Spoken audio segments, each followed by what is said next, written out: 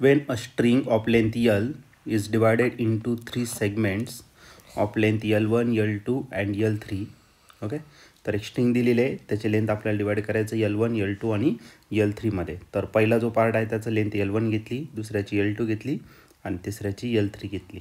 Okay, पुढे the fundamental frequency of three segments are N1, N2 and N3 respectively. Okay, तर याची जी fundamental frequency आहे तर ती पण दिलेली आहे. मग पहिल्या पार्टचं N1 दिलेलं आहे, दुसऱ्या पार्टचं N2 दिलेलं आहे आणि तिसऱ्या पार्टचं N3 दिलेलं आहे.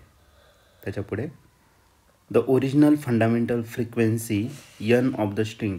तर आपल्याला N किती असणार आहे ते या ठिकाणी आपण फाईंड करायचं. ठीक आहे, तर N किती आहे तो फाईंड करायचा. N is equal question mark. तर हा क्वेश्चन दोनदा आलेला आहे, 2024ला पण आला होता आणि 2023ला पण. याच्या चार ऑप्शनपैकी ए ऑप्शन आहे N is equal to N1 plus N2 plus N3. B option दिलेला आहे under root N is equal to under root N1 plus under root N2 plus under root N3. आणि सी ऑप्शन दिलेलं next 1/N is equal to 1/N1 plus 1/N2 plus 1/N3. आणि last option दिलेला आहे 1/√N is equal to 1/√N1 plus 1 divided by √N2 plus 1 divided bye √N3. तर या चार ऑप्शनपैकी या क्वेश्चनचं correct answer काय असलं पाहिजे, तर आपण याला सॉल्व करूया आणि मग डिसाईड करूया. ओके, तर सर्वात पहिले आपल्याला लेंथ आणि फ्रिक्वेन्सी दिलेलं आहे, म्हणजे आपण या ठिकाणी लॉ ऑफ लेंथ यूज करू शकतो. ठीक आहे, तर तेच आपण या ठिकाणी काय करू, यूज करू.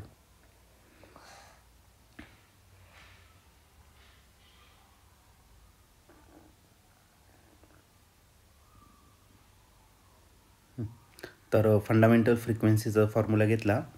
Fundamental frequency for a stretch string. तर स्ट्रेच स्ट्रिंगसाठी जर फंडामेंटल फ्रिक्वेन्सीचा फॉर्म्युला घेतला तर तो राहील आपला N is equal to 1/2L किंवा आपण V कन्सिडर करू, V divided by 2L. Under root Vची व्हॅल्यू अंडर√T आपण M पण घेऊ शकतात, पण इथं V दिलेलंच नाही, T पण दिलेलं नाही, मग V/L घेऊन टाका. ओके, मग ही लेंथ जर घेतलं तर तो V डिवायडेड बाय काय असेल 2N1 इतका असेल. ठीक आहे, कारण की स्पीड या ठिकाणी काय राहणार आहे, कॉन्स्टंट राहणार आहे. मग सिमिलरली आपण बाकीच्या लेंथसाठी पण काढू शकतो. तर पहिल्या सेगमेंटसाठी जर घेतला, ओके, फंडामेंटल फ्रिक्वेन्सी फर्स्ट सेगमेंटसाठी घ्यायचं. Frequency for a stretch string of length L1 साठी, L2 साठी अँड L3 साठी घेऊन टाकू. मग ती L1 भेटेल आपल्याला V divided by 2N1. L1 is equal to V divided by 2N1. तसंच आपल्याला L2 भेटेल V divided bye 2N2 and L3 भेटेल आपल्याला V divided bye 2N3. V divided bye 2N3. पण ही जी टोटल लेंथ आहे ही कशापासून बनलेली आहे, तरी L1, L2 आणि L3 म्हणजे सगळ्यांचे आपण काय करू शकतो, ॲडिशन करू शकतो. बरोबर की नाही.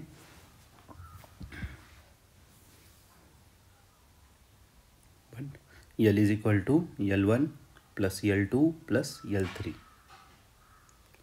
आणि L जो दिलेला आहे तो आहे V डिवायडेड बाय 2N.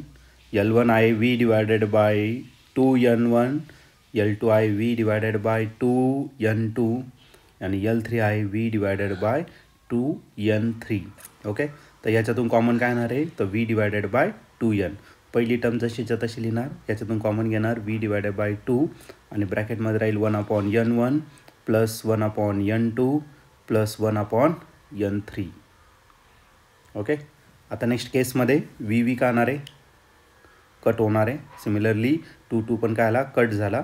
मग रिमेनिंग टर्म काय राहिली, तर रिमेनिंग टर्म राहिला 1/N is equal to 1/N1 plus 1/N2 plus 1/N3. हेच आपल्या या क्वेश्चनचं काय असणार तर करेक्ट आन्सर असेल. ओके, मग 1/N is equal to 1/N1 plus 1/n2 plus 1/n3. तर हे त्याचं काय असणार फायनल आन्सर. चला तर आपण ऑप्शन बघूया आणि त्या 4 ऑप्शनपैकी या क्वेश्चनचं करेक्ट आन्सर काय असलं पाहिजे तर आपण ते डिसाईड करूया. ओके, तर आपला आन्सर चेक करू. तर या ठिकाणी आपल्याला ऑप्शन सी जो आहे तो या ठिकाणी आपल्याला करेक्ट मॅच दिसतोय. तर मग या क्वेश्चनचा करेक्ट आन्सर ऑप्शन सी असेल. ऑप्शन सी म्हणजेच काय 1/n is equal to 1/n1 plus 1/n2 plus 1/n3 हे त्याचं काय असणार फायनल आन्सर असेल.